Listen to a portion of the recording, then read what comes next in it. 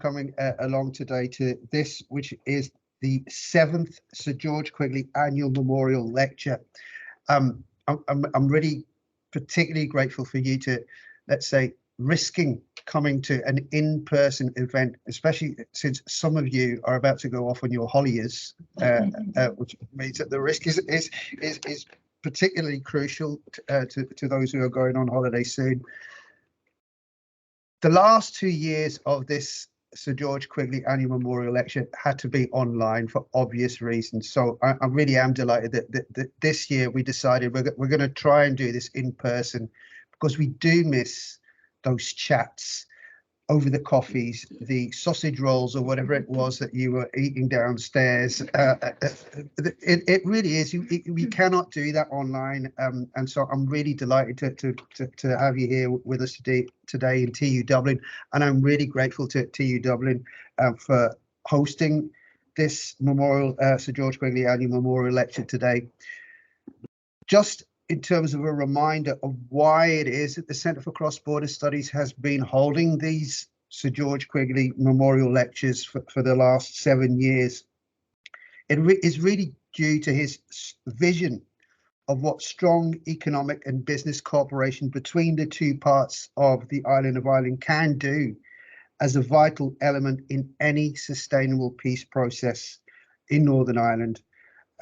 So it's one that really resonates with the Centre for Cross-Border Studies, that vision, and also how he saw the promotion and advocating for improved North-South cooperation as really an essential means of exploiting the enormous potential business, public bodies, opportunities for public bodies, local authorities and communities in both parts of the island by cooperating together. Sir George's vision saw cross-border cooperation as transcending political borders, following a logic of expansive innovation and creativity that could not only bring mutual prosperity, but also increased understanding between those who engage in such cooperation. But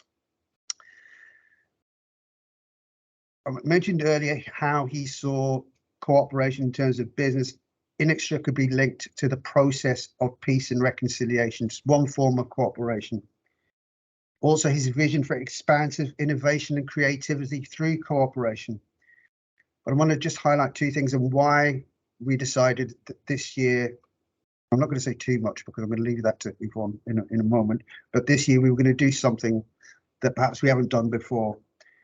Because in terms of peace and reconciliation and in terms of cross-border cooperation, women's organisations were at the forefront during the hardest times, during the particularly hard times of the Troubles. They were there. They were leading in terms of that conversation, that cross-border conversation, that peace and reconciliation conversation, but also in terms of innovation.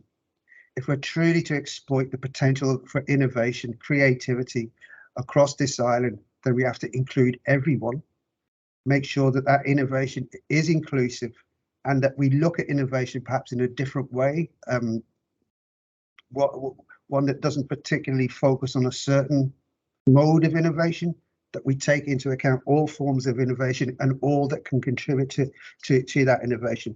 So that's why we've chosen today's speaker, and I'm so delighted that today's speaker agreed to do this lecture. But I'm not going to say anything else, because what I would like to do now is actually introduce Professor Yvonne Gallagher, who's going to introduce our speaker today. So Yvonne Gallagher, for those of you who don't know her, I'm not sure there's many in this room who don't, is Director of Equality, Diversity and Inclusion and Professor of Comparative Politics at TU Dublin. There's a very strong connection, obviously North-South, in terms of she was a founding director of the Centre for Advancement of Women in Politics in Queen's University Belfast, but she's now founding director of the AIB Research Centre on Inclusive and Equitable Cultures. Yvonne has served and chaired a range of public boards, including the Parliamentary Commission to consider the consequences of devolution on the House of Commons. That was the Mackay Commission, where she was a member. The Women in Science Task and Finish Group in Wales, where she was also a member. The Equality and Diversity Advisory Panel for the UK Research Assessment Framework, where she was also a member. and Chair of the Markovich Commission as well. So I am delighted to ask Professor Yvonne Gallagher to step up to the podium to introduce this year's speaker or deliverer of the 7th Sir George Quigley Annual Memorial Lecture. So over to you, Yvonne.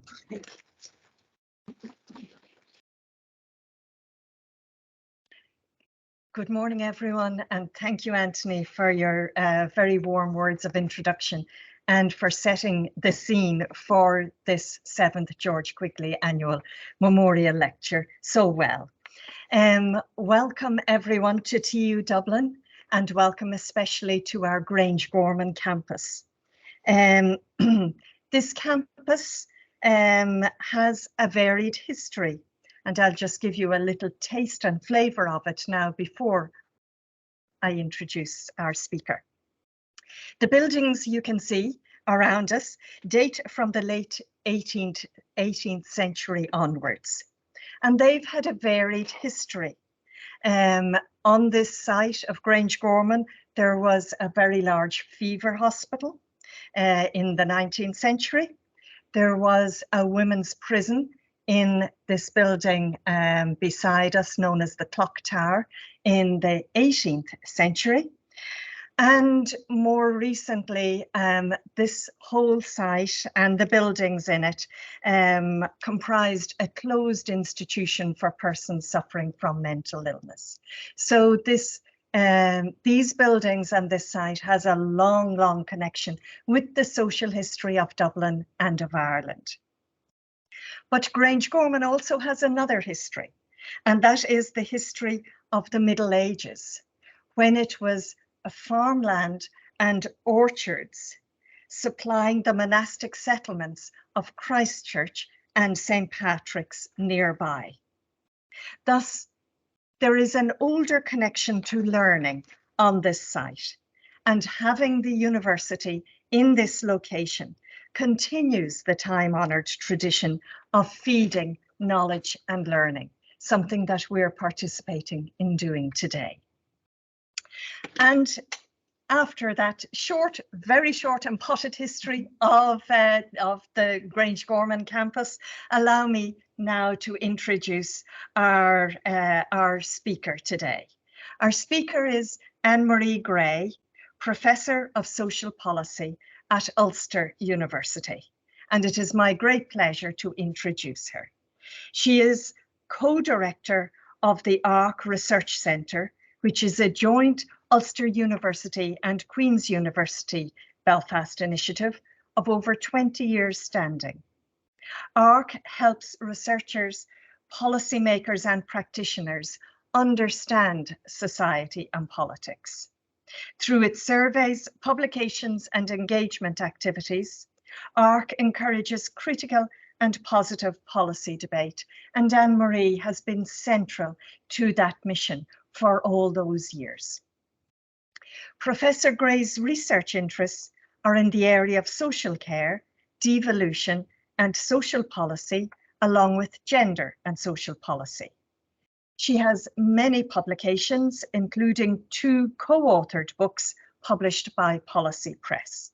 One in 2013 is entitled Transforming Adult Social Care, Contemporary Policy and Practice, and the other in 2016 is called Delivering Social Welfare, Governance and Service Provisions in the UK. She has articles in key journals, including Social Policy and Society, Critical Social Policy, and Public Policy and Administration. And she has delivered research outputs directed at a wider audience.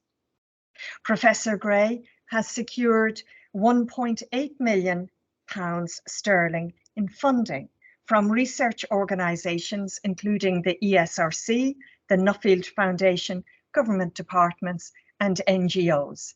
And anybody working in the sector knows how hard fought that 1.8 million in funding is to come around, to find. Professor Gray has worked closely with external organisations to increase the accessibility and impact of academic data through the publication of policy briefs, evidence reviews and research updates.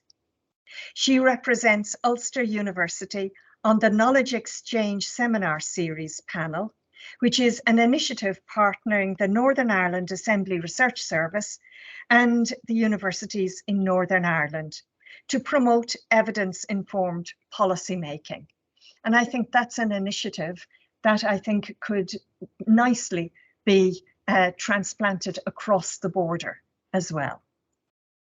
Between 2012 and 2016, she was a member of the Joseph Rowntree Foundation Anti-Poverty Strategy Task Group. She has worked with the Open Society Institute as an international scholar, working with universities in Moldova and Azerbaijan to support the development of social policy and social work research and teaching programs. So as you can see, Anne-Marie is not just a national expert, she is also someone of considerable standing on the international and the European stage as well. And as a consequence, Professor Gray's contribution to the advancement of social science is recognized in her election as a Fellow of the Academy of Social Sciences, a fitting honor indeed. I have known Professor Gray for many years and have been impressed by the way she extends political and social agendas through communicating her expertise. She is a long-standing member of what was the Northern Ireland Women's European Platform and now is the Women's Platform. This is a collective that has kept advancing gender equality at home and in the European and international space through all the difficult years of not just the Troubles and the peace times, but also in these times, post-Brexit times as well. In that arena in particular, her knowledge on gender budgeting and its importance has had a lasting impact on policy thinking. It is a policy theme itself that would benefit from the type of cross-border exchange that Sir George Quigley sought to promote during his influential life. I now invite Professor Gray to begin that exchange by delivering the 7th annual George Quigley Memorial Lecture on the theme of gender budgeting at a crossroads between gender equality policy and public financial management. And afterwards, we will have time for discussion. Over to you, Anne-Marie.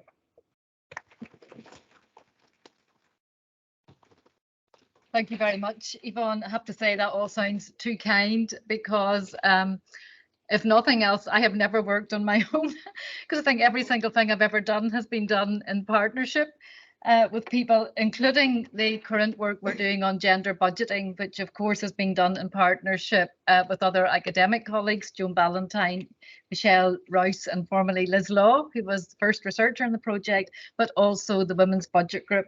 And I think that is a much more productive way of working. But thank you very much. And I'm delighted to be here and delighted to be invited to give this lecture on what is an important topic. I think there's probably some people in this room who know quite a lot about gender budgeting and others who may not be so well informed.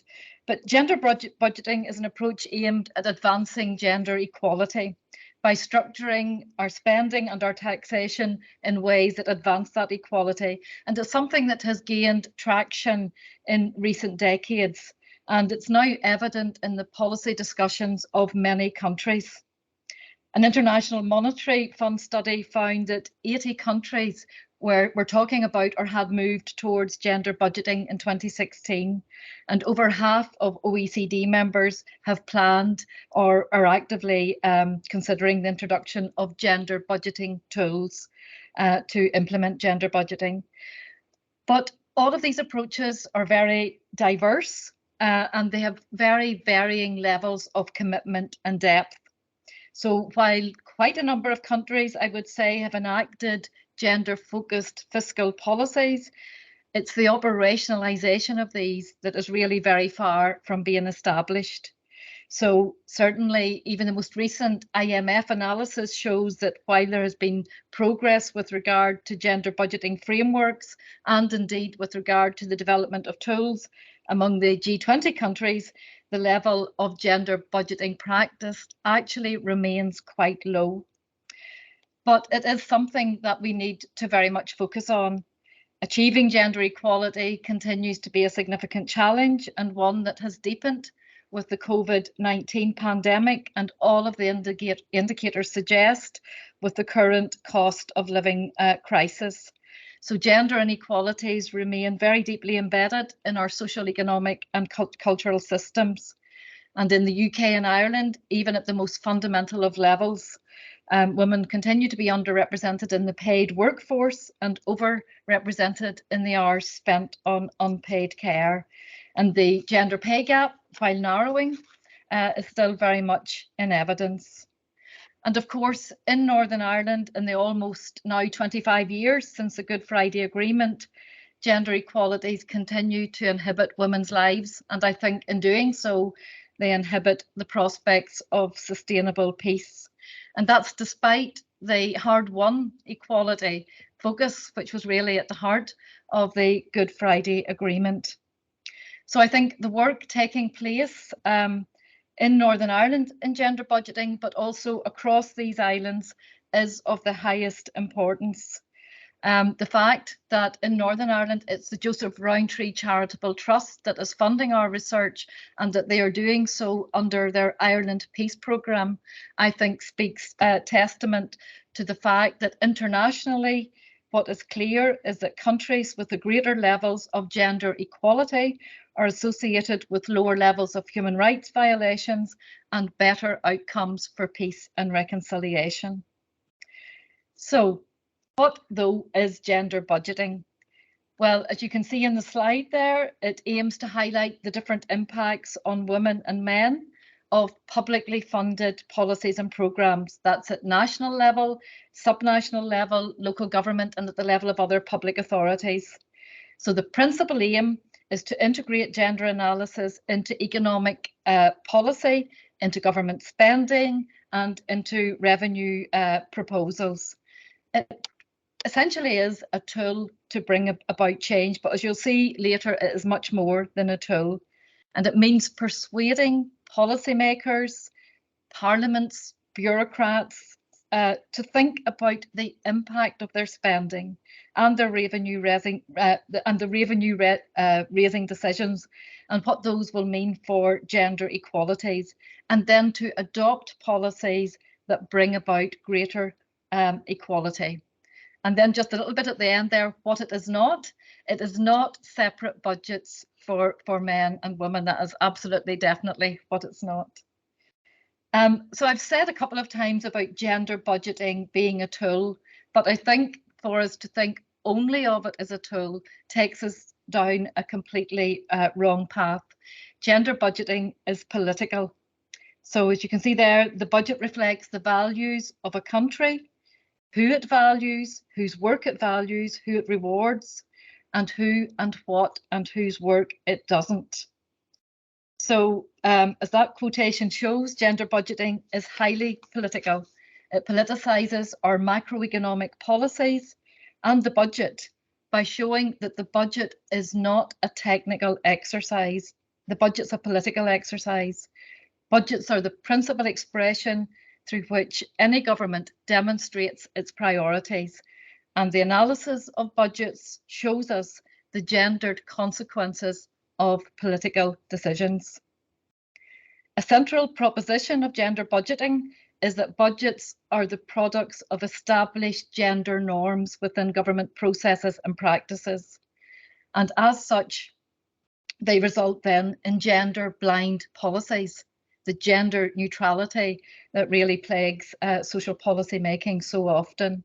And that contributes then to those persistent social and economic disadvantages that women face.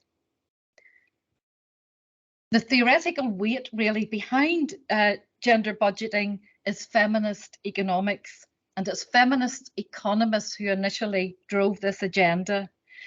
And they have argued from this basis that we don't need just to think about paid employment, but we need to factor in the value of unpaid domestic labour into our economic calculations. So we don't just think about the market, but we think about direct use within families and within communities too. I mean, only last week I was preparing a consultation for the Northern Ireland recent document on the reform of adult social care. And it talked, the whole way through the document, it talked euphemistically about families and about communities, supporting communities to do more care, with either, neither a definition of community or any indication of the appreciation of the economic resource attached to that. So we need to go beyond thinking about the production of material goods, but everything that people, men and women, need to grow and flourish, and that includes the provision of care. So in every part of these islands, for example, the majority of social care, the vast majority, is provided by unpaid carers, and the economic value of that in GDP calculations goes completely unrecognised. But what that also illustrates how we do things currently shows us that traditional economics is itself ideological. It normalises men's lives and ignores much of what women do, though in practice it provides an incomplete picture of what affects men's lives, since men's existence also depends on unpaid work and care, and many men are involved in these activities too, increasingly so. So adopting a gender analysis approach to resource allocation and to revenue raising helps to improve our understanding of how decisions affect men and women differently because of their different experiences in families and household structures and in paid work and unpaid work. Of course, the other driver for gender budgeting and the advocates for gender budgeting are also the supranational institutions, not just feminist economists, because gender budgeting is now seen as good budgeting. And if you just look there at the key principles underpinning gender budgeting, we can see that the accountability, the transparency, the accessibility, and so on. And particularly, I think that last point, that good budgeting and the principles underpinning gender budgeting highlight this. It has to be participative, and that engagement has to be meaningful. And I think, the optimism that I see in research on gender budgeting and in the practice of gender budgeting is where civil society organisations, on these islands, the very good women's budget groups and civil society organisations that are pushing this agenda, that are demanding to be involved in those budgetary analysis and budgetary decisions. And that is really, I guess, internationally too, something that has been keeping this very high on political agendas. So I just wanted to say something about where each of the nations is at with gender budgeting, just briefly. So in Ireland, well, I start with Scotland. I see there that I've started with Scotland. And that the reason why I think I chose to start with Scotland is because I think if we look at the 5 nations, it is in Scotland that gender budgeting is most deeply embedded currently in institutions. It was initially presented in Scotland as a strategic form of feminist policy. And I think initially they were quite unapologetic about that. It fitted well at the time in those years just after devolution, because it was consistent with the desire for a new politics, a new way of looking at things, and a very strong social justice agenda, of course, in Scotland in those early years after devolution as well, and their social policies reflecting that. Also, I think one of the enabling factors in Scotland was a material change in the financial responsibility of the Scottish government. Scottish is the earliest or the oldest women's budget group on the islands, established in 1999, and they actually got gains quite quickly So, for example, an equality budgetary advisory group established just a year or so later, and that has gone through various iterations, and I think now it is a stronger body, more embedded into the processes of the Scottish Parliament. And then just recently, an Equality and Fairer Scotland statement has replaced the traditional equality budgeting statement. And then in terms of other frameworks, gender frameworks, there's a National Advisory Council on Women and Girls that reports to the government. I suppose the other thing to say about Scotland is that it has been embedded, gender budgeting indicators, outcomes have been embedded to some extent in their national performance frameworks. Now, as you'll see later, that's not to say that everything is perfect in Scotland or that gender budgeting is being implemented wholeheartedly, because that isn't the case. So in Ireland, gender budgeting is not gender budgeting, but equality budgeting. The OECD comments that it's the only country that actually has equality budgeting as opposed to gender budgeting, but it has used gender as the primary axis of equality. So certainly the early focus was primarily on gender around 6 policy areas and then extended to other dimensions. Here again, we do see some embedding of the ideas within the institutions, an equality budgeting expert advisory group. We see the government asking for the OECD scan, the OECD review, and there's been some response to that OECD review already in terms of some new accountability structures. The interdepartmental network, which was established in 2021. We do see the commitment to equality budgeting in the programme for government in Ireland and then integrated into their performance budgeting framework. One of the things the OECD commented on was the lack of an overall equality strategy in Ireland, which they saw as quite important. But in terms of gender, there is the national strategy for women and girls. Wales, I think developments are early but promising. And one of the reasons for that is that the Welsh government's desire to move towards being a feminist government, that very, very explicit statement, which we don't see anywhere else. So there is a very strong government vision and principles for gender equality in Wales. And the Welsh programme for government actually contains commitment to implementing targets around gender budgeting. The Wales Women's Budget Group is quite young, but is already a significant part of the UK Women's Budget Group.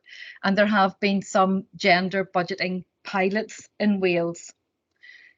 In England and Northern Ireland, I think the areas where we have seen less progress.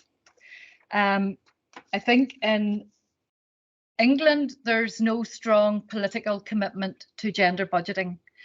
There is the UK Women's Budget Group is a strong women's budget group. It's very interdisciplinary.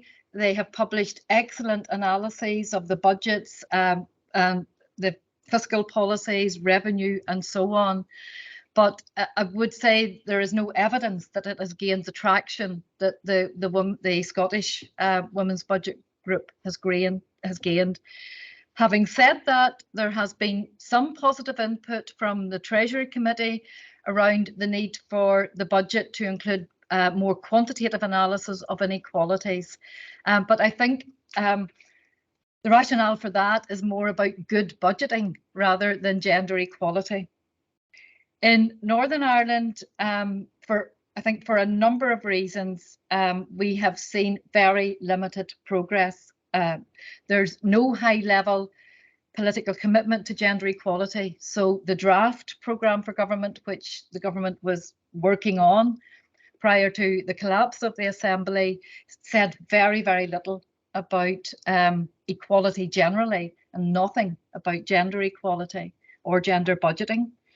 The Northern Ireland Women's Budget Group has absolutely raised this as a real life issue in Northern Ireland, and it does remind me a little bit of when people started talking about CEDAW in Northern Ireland and UN Resolution 1325, the Women, Peace and Security Resolution. And it was civil society organisations that really pushed that agenda, that educated people about it, and eventually then, you know, government policies began to acknowledge that they had to respond to these polls. And I think we will see something of that with the Women's Budget Group. I think one of the challenges is that there is no current gender equality strategy in Northern Ireland. The previous strategy expired in 2016 and hadn't, in fact, government hadn't really been attempting to implement it since about 2013, 2014. Work has been ongoing on a new gender equality strategy. It was supposed to have been published in December last year, and that wasn't the case, along with a number of other social inclusion strategies. So I think there is some way to go in Northern Ireland, and we'll, you know, look at some of the reasons for that later. But I think one of the reasons is that equality itself is such a contested concept in Northern Ireland that it is, you know, it is very difficult to get all of the political parties united in terms of that equality agenda. Now, I think that does bring us on to looking at what might be some of the favourable conditions in relation to gender equality. So what are some of the enabling factors that will make this more likely to be implemented effectively? Well, the OECD has talked about those 3 elements for designing and implementing gender budgeting. That it's important to have a strong strategic framework. The tools have to be the right tools, understood in the right way and implemented in the right way. They don't say that. I'm saying they have to be understood in the right way, because that's partly the problem with gender budgeting tools, that they are misinterpreted and misunderstood by policymakers. Angela O'Hagan's set of favourable conditions, which she developed in 2015, I think are a very good way of looking at this. And her favourable conditions cover 3 stages of gender budgeting. So she talks about an advocacy and an agenda setting stage. So that's things like, is there a pro-equality climate? Is there a commitment to gender mainstreaming? Is there gender equality architecture, like a gender equality strategy? And is there a presence of really engaged civil society organisations? And then she talks about formal adoption. Here, what's important is a clear conceptual framework for gender budgeting, engaged actors within government, both at the civil service and the political level. And then in terms of implementation, that gender-aware budget documentation. So budget material has to be published in a way that can be understood, in a way that allows it to be analysed and audited.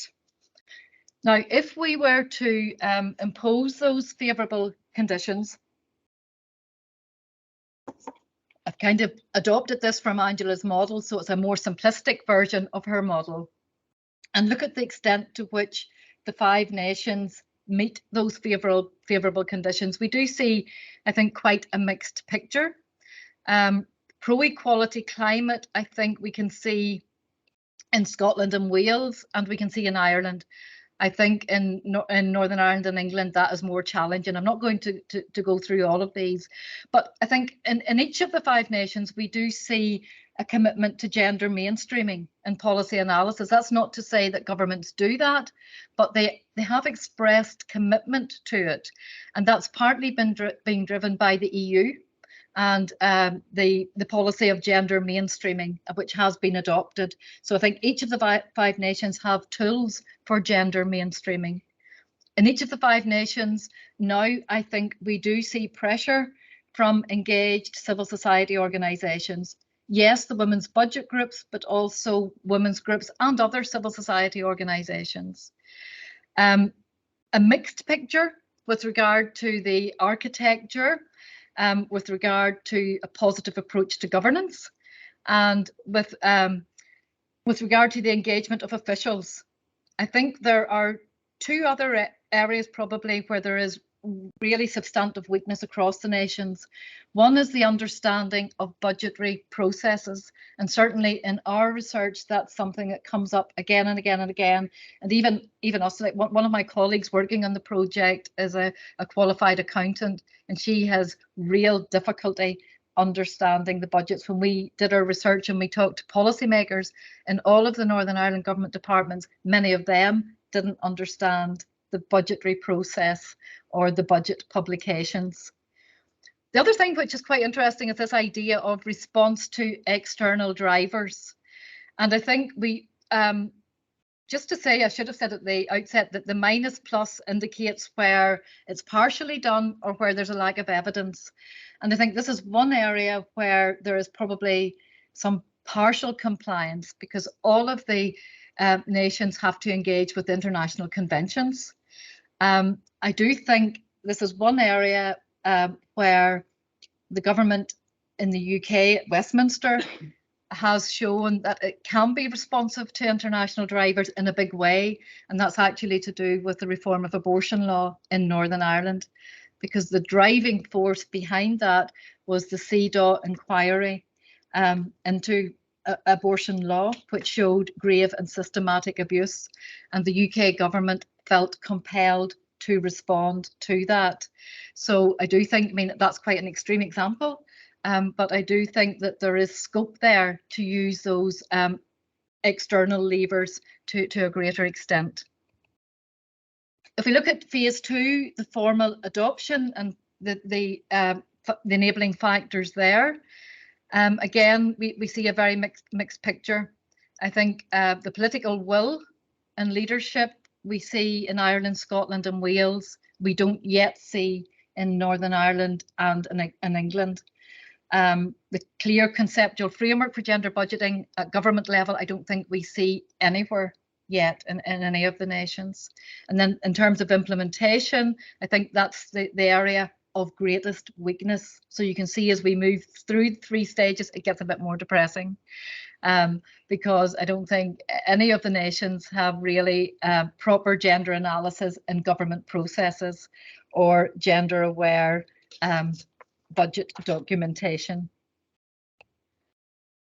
Now, if we think about implementation, I think each of the nations and internationally countries practicing gender budgeting generally incorporate a number of tools, and those tools can be used at different stages of the process.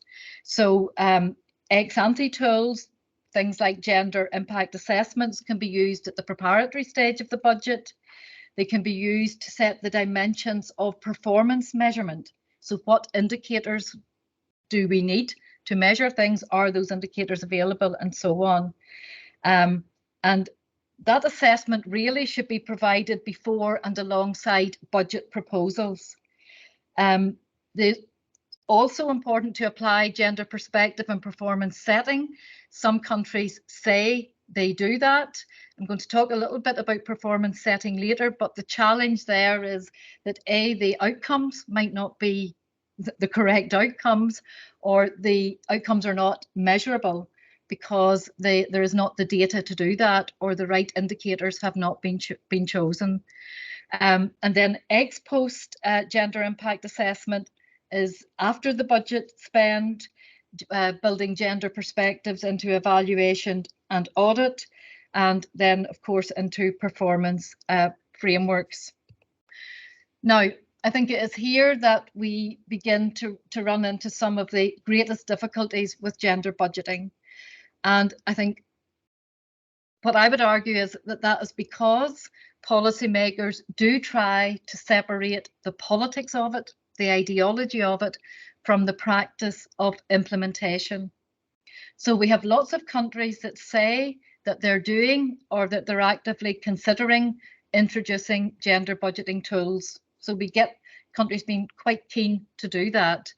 But as I said at the start, very diverse approaches and varying levels of commitment. What we have observed in our research, and what other people have observed, is this bureaucratic desire to do things objectively, to do things rationally. And to some policymakers, that means taking the politics out of it, taking the feminist economics out of it, taking the ideology out of it. So policymakers want to know how to do it. And we did quite a number of interviews, and many of those, that was the one thing that people said to us: can you give us an example of how it's done? Can you tell us about the best tools to do it? So there's a real desire for objective, quantifiable measures. And of course, those quantifiable measures are necessary. But the how, by necessity, includes an understanding of the ideology, an understanding of inequality, an understanding of equality, how those inequalities arise, and what to do about it. And I think it is here that we find in policy making the tensions and the dilemmas. And I think in thinking about how we address this issue, we need to think about the governance context to how nowadays our policymakers work. And at the basis of much public policy management administration is those neoliberal reforms of the 1980s and 90s, the creation of the managerial state and managerial governance informed by the new public management of the 1990s. And within that managerial approach, it's here we find this focus on tools and the techniques of neoliberalism, actually, the audits, the indicators, the assessment. And I think here is the issue, that conceptions of gender mainstreaming and the tools that came with it have been trying to navigate that space between cost-benefit analysis and new public management on the one hand, and good, better policy making on the other. So the association of new public management is with rationality. And we see then, when policymakers think like that and try to work like that, a tension between, to them, trying to achieve government efficiency and actually what is needed for equality. So managerial governance is deeply entrenched within a process which has been depoliticized. And that's one of the factors that leads to gender neutrality, to that gender blindness. We don't just see that with gender, we see it with in a broader way with other policies as well. And I think, to me, a very good example of that is the outcomes-based approach, which was adopted by policymakers in Northern Ireland for the programme for government, which is talked about as if it's very similar to the Scottish approach, but is actually very different. So when the Scottish government talks about outcomes-based accountability, it's talking about a performance framework.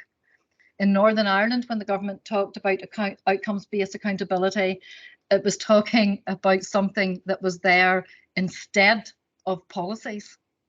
So what we got in Northern Ireland was a set of very broad aspirations about where government wanted to go at one end, and some indicators to measure progress with regard to those outcomes at the other end, and nothing in between. So no policies telling us, how we were going to achieve better healthcare, how we were going to reduce inequalities in health, how we were going to achieve equality on any level. And I think it's the new public management and managerialism which has contributed to that by portraying policy making as rational, value neutral and common sense.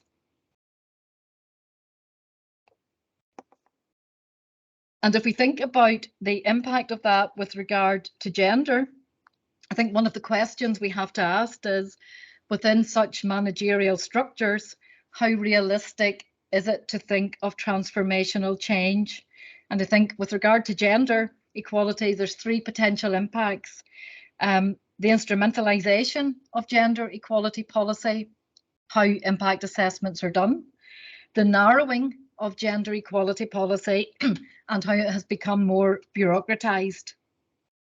So it's been common to screen out policy or to use high-level impact assessments with little evidence that significant budget decisions have been made or adjusted as a result of identified gender impacts. And that's been shown in quite a body of research now. And what we see then is compliance, could be referred to as procedural or thin compliance with equality impact assessments. And those would largely be undertaken as ex post processes. And again, I think we can look at all of the countries on these islands and we can see examples of that. This has been acknowledged too by the Equality Commission in Northern Ireland, which pointed just a couple of years ago to the Department of Finance failure and deficiencies with regard to the implementation of the statutory duty in Northern Ireland, Section 75, and how the department failed to consult on its spending proposals. So, one of the things that I was thinking about is whether actually, locating how policy is done within that context of managerialism helps us to explain some of the limitations and the limited progress. So if we take the example of equality impact assessments and we take the example of those assessments as a gender budgeting tool, we know that equality impact assessments are not done well. We know that they're not done at the right time. We know that very often they're retrospective, and what can be done at that stage, apart from to tweak a few policies. So the question is then, is it the tools that are wrong, or is it how the tools are interpreted and applied that are wrong? Now, certainly, one could argue that Section 75 in Northern Ireland and the public duties in the other countries do provide appropriate architecture for gender budgeting. But the evidence is clear. The evidence is clear everywhere in Ireland, Scotland, Wales, England, and in Northern Ireland that those have been incorrectly interpreted to mean treating all groups equally. And it's that results in the gender neutrality. The Equality Commission has argued that Section 75 is not an inhibitor. It is not the duty that's the inhibitor, that it is an enabler in all of these ways, but it is what is done with it is how it is used. Another example would be the performance management processes, including performance budgeting. Of course, governments need quantifiable measures. They need statistics. But if that is all that is used, then there is certainly a risk of oversimplifying. Most political goals, including gender equality goals, are highly complex, and we can't just reduce them to a set of indicators. And if we try to do that, it means they take on perhaps a narrower and certainly a different meaning than intended. And I think we see the evidence of that in both Scotland and in Northern Ireland. It's this association with objectivity that is really problematic, because none of this is value free. The indicators have to be selected. That's a political decision. What's put in, what's left out, what we try to get data for, what we don't, what data is disaggregated, what isn't. And in each of the countries, there are significant data deficits in terms of the current arrangements and responsibilities, and indeed accountability for the production of disaggregated data. So the problem of gender equality is, I think, one of the most significant problems. Michelle Roos, in her research on the civil service, including very focused case study on domestic abuse, found evidence of equality duties being operationalised as symmetrical treatment. For example, policymakers saying, so if I was doing it right, if I was applying Section 75 to the letter, then I'd just be treating everybody the same, which of course is completely an inappropriate way of looking at it. Another respondent in our research on gender budgeting talked about in Northern Ireland policymakers being obsessed with community background, obsessed with treating everybody the same, paralysed with fear that you might think I favoured your community over somebody else's community. And I think we found that time and time again, people doing the wrong thing because they were worried about doing the wrong thing. And that, I think, is, if we were to think later on about challenges and about lessons, one of the key challenges. But I think just for the moment, one thing I did want to do is to give an example of why it is worth doing gender budgeting, just at a practical policy level. And I've chosen the example of apprenticeships, which is something that's part of our research. Now, in most jurisdictions, apprenticeships are the mainstay of policy for vocational education. So they are important for employees. They can provide upward mobility, higher earnings, and so on. For employers, they're an important source of skilled labour. So when we looked at apprenticeships in Northern Ireland, same across the islands, we see that apprenticeship programmes reflect very much existing inequalities in labour market participation. And as a policy intervention, which is what they are, they establish career paths and trajectories which reinforce gender inequalities. Now, the opposite of that is that a well-targeted intervention could offset that and could disrupt that embedding of gender differentials. So if we take policy, what we see in apprenticeship policy in Northern Ireland is 20 policy commitments to addressing, to making apprenticeships better. A range of measures to allow participation by both genders across occupations and to address other equality issues, and commitments to how they're going to do that. So far, so good. If we look at the actual data, so what we did was to take two sources of data, both published by the Department for the Economy as statistical bulletins, so publicly available information. Where that wasn't disaggregated, then we requested the disaggregated data from the department. And that was done for us quite readily.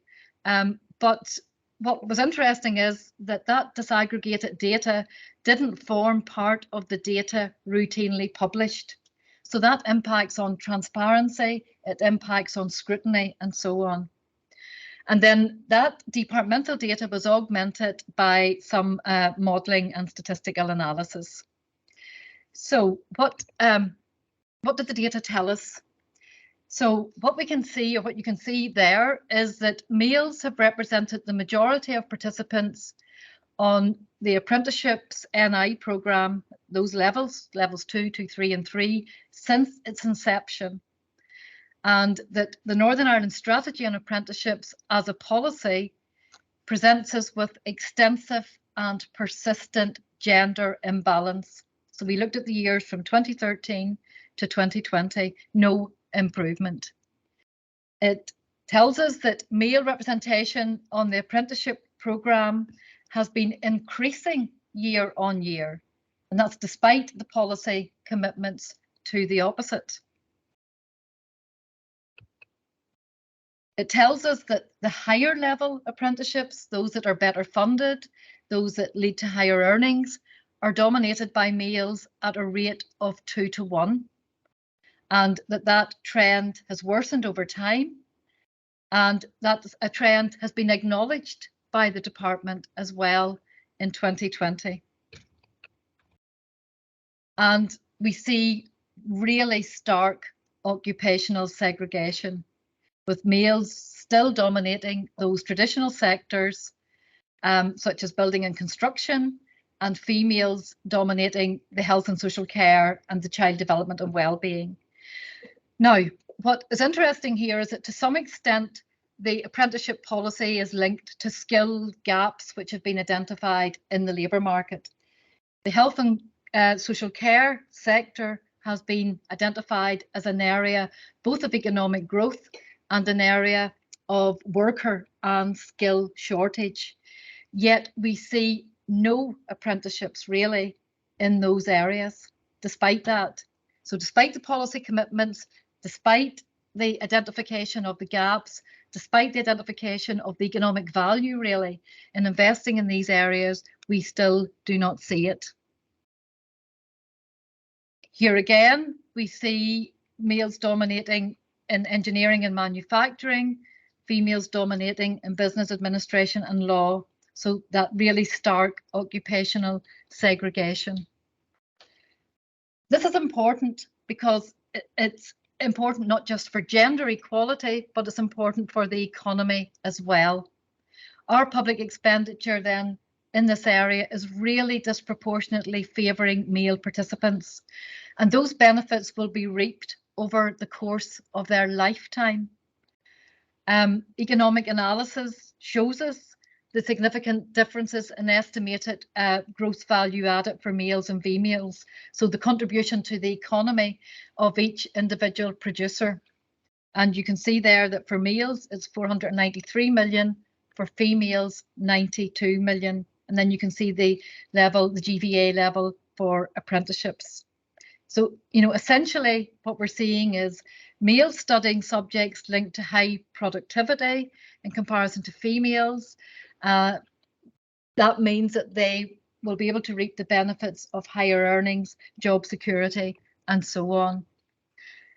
We see the inequalities in the funding model as well. So the disproportionate spend on men, both at the levels 2 to 3 and at the higher level apprenticeship funding, a very, very similar picture. So at level 5 funding, a difference of 36%. At the highest level funding, level 6, a difference of 89%. So it's really, really stark. So just to round that off then, policymakers looking at that data, what might you expect the response to be? We see a recognition of a problem. So the strategy, the skills strategy notes occupational segregation as problematic from the outset, but no measures to do anything about that. So a policy commitment to increase gender equality, no targets, no performance indicators. And it's not an absence of targets completely. We do see targets being used for things like the completion of qualifications, and those targets really being firmly addressed. Scotland, a very similar problem, very similar analysis as part of their gender budgeting work within the Parliament, but a very different response. So the Scottish Government set a specific target against the realisation of the objectives, and that was to reduce to 60% the percentages of modern apprenticeship frameworks where the gender balance was 75-25 or greater. And I think it's in that area where that's one of the biggest successes of gender budgeting in Scotland. I think there's two. We see it with the apprenticeships and we see it with childcare provision. So moving towards a conclusion then. We, I think, need to take some lessons for this. We need to identify, of course, where the real problems are, but also what can be done. I think some of the problems and challenges are actually relatively easy to address, and the will is there in some cases. At a very pragmatic level, I think most governments now are talking about multi-annual budgets, the move away from annual budgets, which is really prohibitive to good budgetary decision making anyway. I think there is a recognition that the budgetary processes need to be more transparent and need to be more understandable. And I think a lot of that has come through the work of the women's budget groups. But, you know, also government's other scrutiny bodies. So in Northern Ireland, the Northern Ireland Audit Office just last year in its report on the budget process talked about, well, first of all, it said that the Northern Ireland budgetary process was only compliant with 1 out of the 10 OECD principles, but it said that it wasn't sufficiently detailed to aid scrutiny, even at government level, even by the government committees, that it wasn't easy for non-finance professionals to understand, and that substantial work would be needed to comply with the principle of open and transparent budgeting and to allow for realistic policy debate. Another challenge is the hierarchical relationship between the budget and policy. And I think in each of the 5 countries, but to a greater or lesser extent, this is still very siloed. And it's not an equal relationship. It is a hierarchical relationship with the budget taking the dominant role there. I think we are supposedly in an era of evidence-informed policy. And I think initially gender budget advocates seeing that would take that as a plus. We provide all of this knowledge and they change their decisions. But of course, knowledge is messy. There's contradictory knowledge. But I think the main thing is that evidence is never, of course, the only factor in policy making. There has to be an ideological buy-in, a political commitment, and so on. It is easy to ignore good evidence if it's inconvenient. Decisions are ultimately political decisions, and I think we need to challenge them on that basis. So I think it's the depoliticization of policy making that has been really damaging, and that is going to be a real inhibitor to gender budgeting if we do not address that. Policies are not all treated in the same way. Some policies are hard policies that get priority and have to be done. Health, defence, education. Other policies are seen as soft policies, nice, but not necessary. Childcare and so on. We do need arrangements. The research in each of the 5 countries shows us this for more effective scrutiny. And there is an external force driving this in terms of the IMF, OECD, the UN conventions, the SDGs, and so on. But that scrutiny requires transparency and requires accessibility, requires better data, and so on. I've talked about the depoliticization and the adoption, the pursuit of this technocratic approach. And we have to stop that, because if we don't, it means that gender budgeting might be implemented, but it will be implemented in a limited way, in a way that doesn't question those core macroeconomic assumptions or the gendered understanding of the economy. But I've left I suppose I'll say something about performance frameworks, because the other 2 things are really huge things, I think.